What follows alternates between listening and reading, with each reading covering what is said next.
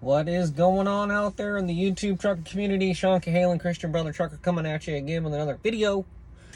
And I just got back on the road today. Took about 3.5, 4 days off at home. And decided to get back out here again for another couple weeks.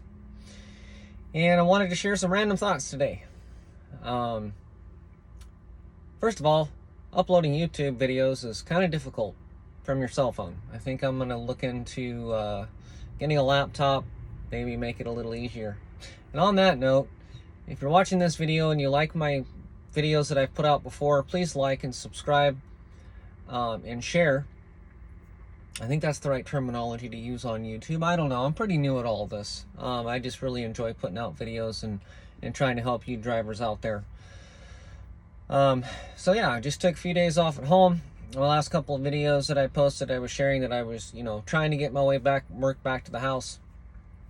And really enjoyed my home time with my kids and with my wife and everything else like that. I want to talk today a little bit about driver life. With trucking, it's a hard life. Not only is it hard on drivers, but it's also hard on mama at home, the wife, the partner, or whoever it is that you're driving for, your family.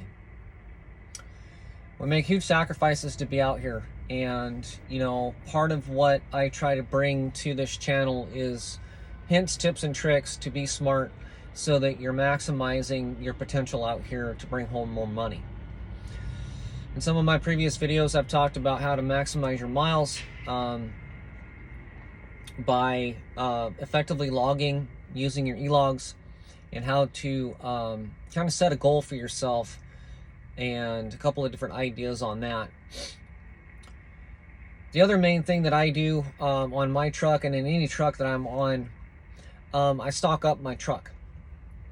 And basically, I spend anywhere from $150 to $200 every 2 weeks on groceries. If I was to eat out or go into the truck stop every day, I would probably be spending about $300 every 10 days.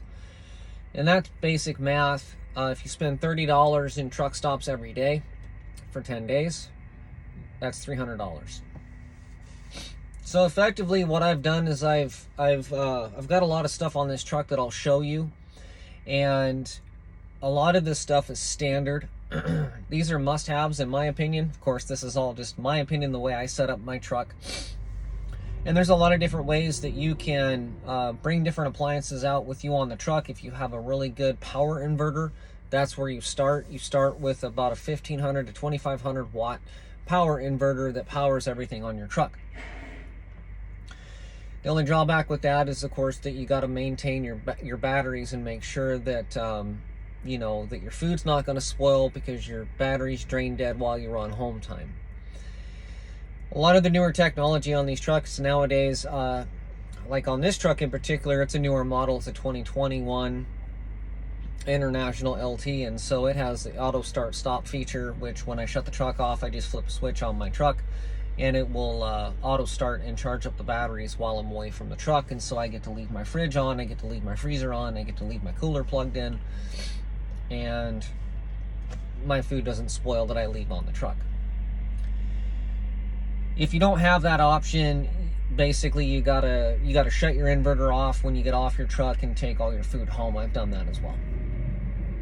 Either way you go about doing it, the amount of money that you invest on setting your truck up for this option, you'll spend about, maybe, I would say ballpark numbers, about $300 to $350 to buy all of these things that you'll need on the truck. And again, I'll show you here in a minute how I have my truck set up. But you got to realize that initial investment will pay for itself within the first month. So if you save yourself $300 in groceries because you've cut your grocery bill in half, you basically have paid for your fridge, your microwave, your freezer, your cooler, and everything else. I also don't do any shopping in the truck stops. The only time I will ever spend money in a truck stop is if I run out of my drinks, or I get tired of the food that I keep on the truck as my staple foods. I don't eat the best. I could eat better. A lot of my items that I have on the truck, I keep them in the freezer. They're healthy choice, pre-made steamer bowls. You know, so you go to Walmart into the freezer section, and you can pretty much find any kind of microwave meals that you just throw on the truck. Of course, I use the power bowls, the fresh frozen, that's an oxymoron, but anyway, you get the point. I eat healthy. I eat like rice and vegetables and proteins, and things like that. And of course, I still lose weight because I don't know, I've got this weird thing going on where I only weigh 125 pounds. I've only weighed about 125, 130 pounds my entire life. The only time I've ever been able to gain weight was when I was working out at the gym for about a year, and I was consuming like 2,500 calories a day. So it's extremely difficult for me. A lot of people have the other flip side problem, which is, you know, they're overweight, unhealthy, and of course the trick to that is to eat healthier foods more often instead of consuming all of your calories all at once. I don't want to get into the dietary stuff too much, but I do want to show you how I've got my truck set up. So again, this is a 2020 International LT, and so there's a little switch down here, and I'll show you. Turn some lights on so y'all can see. There's an inverter switch right here which switches the inverter on and off. The inverter's underneath the bunk.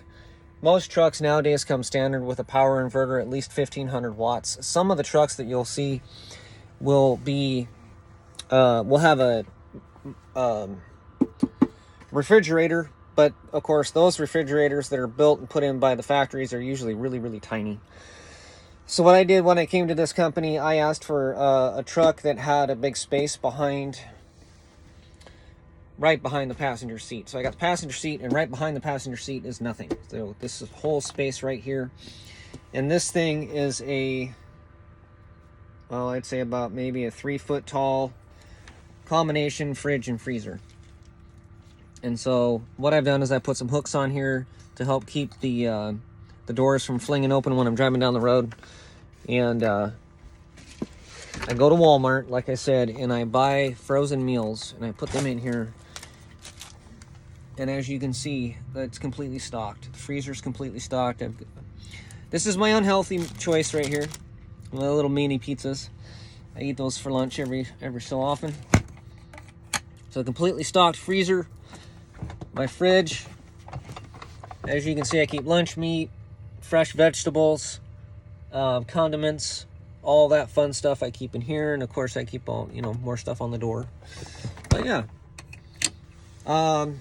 I think I paid like $140 for that fridge. Maybe a little bit more. I bought it at Lowe's. You can find them at Walmart, Lowe's, Home Depot. You can order them online if you want. Make sure you get the one that has a little bit bigger freezer. Some of these have one door, and they have this little wannabe little freezer tucked in there that's really hard to put anything in because it's just too darn small. And so my wife and I talked, and what I did is I've got a double bunk here. If you have a single bunk, this might be a little bit tougher to pull off. So I went and got a mini freezer. And as you can see, it's not quite as big as my fridge, but again, it's completely chocked full of frozen meals. So between the fridge and the freezer, I do my shopping every 2 weeks, and it's completely stocked full with a full 2 weeks worth of meals. This is my power cooler. I bought this online. I try to stay away from the ones that you buy at the truck stops because they just don't last very long, and they're not as effective. So I bought this one online. I don't remember the name brand on it, but it's pretty cool. And I can hold about 2 cases of I drink the carbonated juice water. I can't remember what it's called. Sparkling ice water. So I buy those by the case. I buy a whole bunch of water at Walmart. I get them by the gallons. I get the little smaller bottles as well, and stock my truck up. And then up here I have some dry goods that I keep in these little totes. And of course I got my clothes and stuff back there. And of course your standard little microwave. Almost every truck will have a spot somewhere where you can put a microwave. And of course it just straps down so that it's secure. What I did up here on this freezer and cooler is, you probably see there's a strap underneath there where I hooked the freezer and cooler so that it'll keep it from sliding around. If you don't do that, the freezer and cooler will slide all over the place. And the freezer has a really cool little key lock on there where I close the door and I turn the key lock and it locks it so it doesn't fly open when I'm driving down the road. I got a little smart TV hooked up right here for my entertainment purposes when I'm bored. I find that when I make videos, though, I don't really use that a whole lot because I make my videos and then I go to bed. So, and then of course, I buy, chips, bread, snack food, all that. My truck is completely stocked. I stock up. Completely stock up. I keep my paper plates, paper bowls, plastic silverware, sugar, coffee, creamer. I keep all that stuff in there. And I keep my little coffee pot right down there. It's a little Keurig style single cup, single brew coffee maker. And I make 2 cups of two K-pods or K-cups or whatever you want to call them. And I fill up my little travel mug here. So, of course, if you're part of that, drink rewards program at Love's or Flying J or the TA or whatever, a lot of times you can go ahead and get your coffee for free. But what I have found to be true is that the only reason why I go to a truck stop is for 2 purposes. Either I'm going to take my tent off and park for the night, or I'm going to shower or fuel. Other than that, I do not go into the truck stop. I literally, on purpose, do not go to truck stops because of that very reason. I prefer to go to rest areas. A lot of drivers don't like those. I think it depends on the time of night that you get there and what schedule that you run. But there's a lot of reasons why I don't like the truck stops. Truck stops are more difficult to get into. They're more difficult to park. A lot of times your parking situations are just super tight and it's really hard to get your truck in and out and all that fun stuff. But the main reason why I stay away from the truck stops is so that I don't go in and spend money. Because let's face it, I'm weak sometimes and I give in to my weaknesses and I'm like, oh, that hot ready food looks good and I don't have to make anything on my truck. And so I get lazy, right? And convenience out here will ultimately cost you more money than something that you make yourself on your truck. Those little ready-made bowls, they're like $3.50. I eat 2 of those a night. So basically, I have 2 of those and I have a sparkling water. So I spend, maybe $6, $7 for dinner. I buy all my materials and stuff to make big old gourmet deli-style sandwiches out here on the road. So my wife lovingly told me that I eat better than they eat at the house. And so my wife is very frugal. It's very important to get a handle on your personal finances and do everything that you can to maximize your efficiency and your financial efficiency on your situation out here so that you're not pouring money into living on the road. So that's the major reasons why I do what I do. And so that ultimately I keep more of the money that I make. Bottom line. That way more money goes home and all of that. When it comes to, being out here on the road in relationships, you got to make sure that you FaceTime your wife, you call your wife on the phone, you talk to her, or your partner, or whatever your situation is. You got to keep the relationships at home going. I know sometimes it's harder with kids to maintain a relationship with kids because, their faces are usually jammed in front of a screen, a computer screen, playing video games or doing whatever it is that they do. And so it's kind of hard to maintain those relationships with the kids unless you're home playing games with them and taking them out and having a good time. My other big tip is that when you do go home, make sure that you're present. Don't go home and veg out and watch TV all day or play video games all day. Make sure that you're going out and spending time, quality time with your family. Make sure you keep those connections strong, because if you're not, and you're over the road all the time, the relationship situation will get worse and worse and worse, and you'll become more distant and more distant and more distant. A lot of that comes with the territory of being out here and being away from your family. The quality of that relationships, or those relationships, will break down over time. And so every once in a while, you'll need to go the extra mile and reestablish those connections and talk with your family and connect with them and make sure that you keep that going. Because ultimately, presence and being in their environment is an important aspect. So if you make sure and take the time to, like I said, what I do with my wife is I FaceTime with her every night. I talk with her on the phone every day. For hours and hours and hours. We just talk, and it's important. And so just, make sure that you're connecting with home, and that you maintain that and make it a priority. Because, for a lot of us, and I know I don't speak for everybody, but that's the whole reason why we're out here. And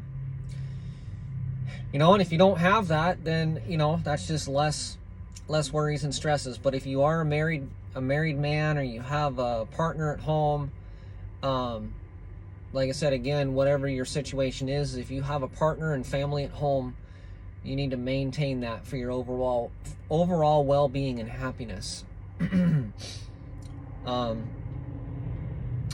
So that's what I do. It helps keep the financial situation in a positive note, that I'm not spending as much money on food and groceries, and so I maximize that. If you guys are thinking about, being more than a company driver, and you're thinking about, taking the financial steps that you need to take, start with your home finances first. Pay off your debt. Pay off your credit cards. I basically looked up the basics of the Dave Ramsey plan, which is to pay off your lowest credit card first, and then make extra payments on that, get that paid off, and then you go to your next credit card up, and then you pay that off, and then you go up to your next biggest bill. And you want to eliminate your debt as much as possible, because that way you're not spending money and having to spend out for high interest charges on credit cards. And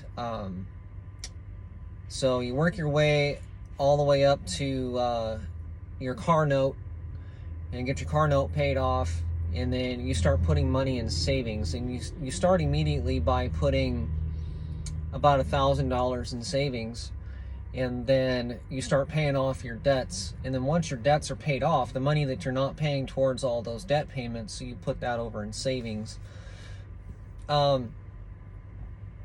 So yeah, know what you're spending at home.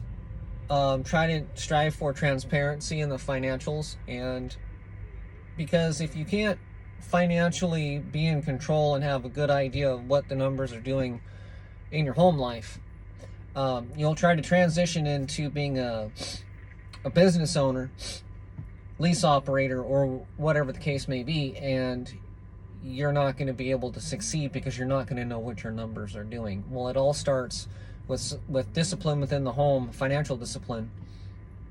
And so if you start there and get a handle on that situation, then when you go into business, you take the same mindset, but you keep your financial, you keep your money separate.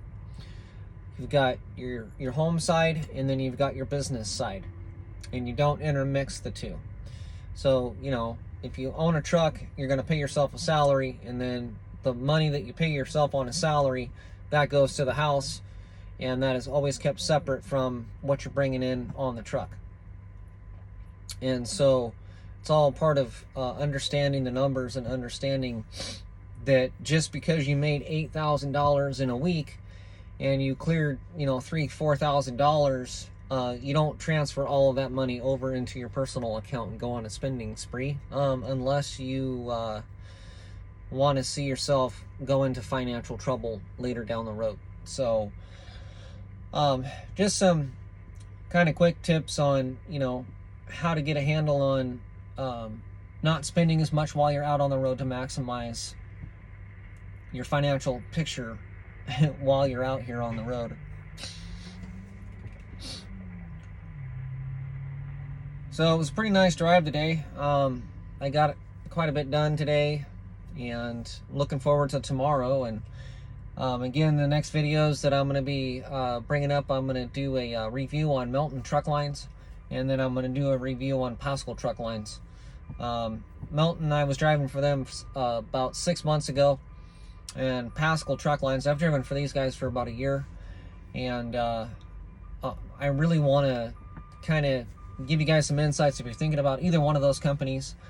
I'll tell you about the opportunities, the pay structure, and everything with Melton, and then I'll tell you the same thing about Pascal truck lines and my thoughts, opinions, and my experiences with each company. If you've watched some of my videos before, you'll know that Melton truck lines really wasn't a good fit for me, and there was a lot of different reasons why. I found them to be much more micromanaging and more forceful and overbearing and controlling. And I have a lot more freedom here with Pascal truck lines, even as a company driver, but I feel like they treat me a lot better.